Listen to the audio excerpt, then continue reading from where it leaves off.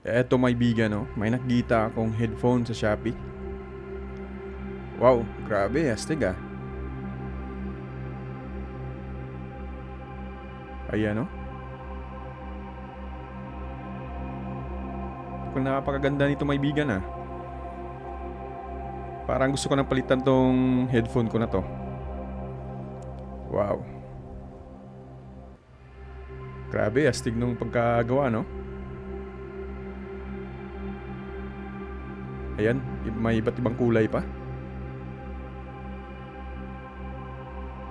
Wow. Dahil sa tingin natin na maganda yon may bigan, sige nga, try nating bilhin ang headphone na to sa halagang 3,149. Ito ay nabibili lang naman mga kaibigan dito po sa Edifier Official Store.ph or PH mga kaibigan. Nakita nyo naman po. So ngayon, try natin tong bilhin para naman ay matest natin kung gaano nga po ba kaganda. Okay, so select natin yung gray mga kaibigan. Ito yung pipiliin natin para mas maganda. Okay, so with voucher natin para makaless tayo. Ayan mga kaibigan, i-check out na po natin. Okay, so tara. 1 week later.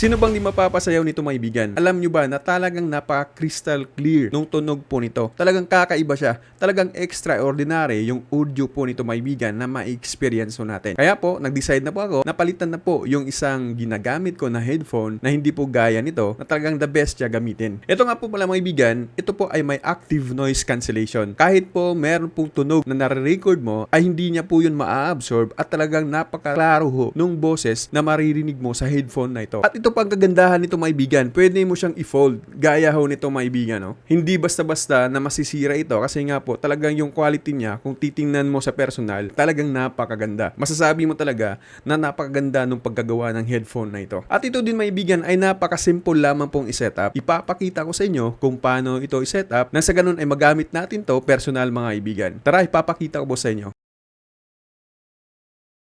So ito mga kaibigan yung laman ng box na nabili natin sa headphone na ito. So isang headphone, isang cord pang charge, at saka isang manual kung paano natin to gamitin.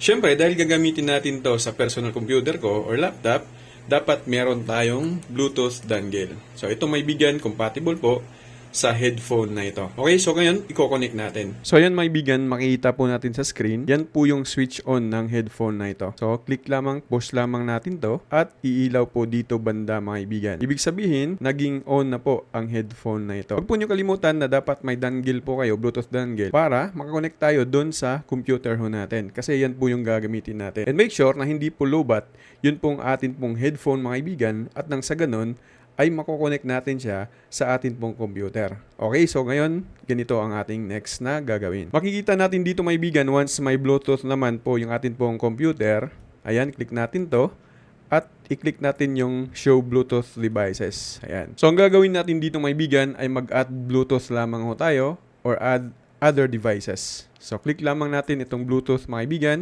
At make sure na naka-on po yung atin pong headphone. So, i-click lamang po natin to at ayan po may bigan, your device is ready to go. Ibig sabihin, nakakonect na po tayo sa atin pong computer. So, ayan po may bigan, kung gusto nyo pong bumili again ng headphone na ito, ay nandito po sa ating description ang link po mga kaibigan. Again mga kaibigan ito po ay magandang gamitin sa atin pong laptop o di kaya sa computer at mas best din ito gamitin sa cellphone ho natin mga kaibigan.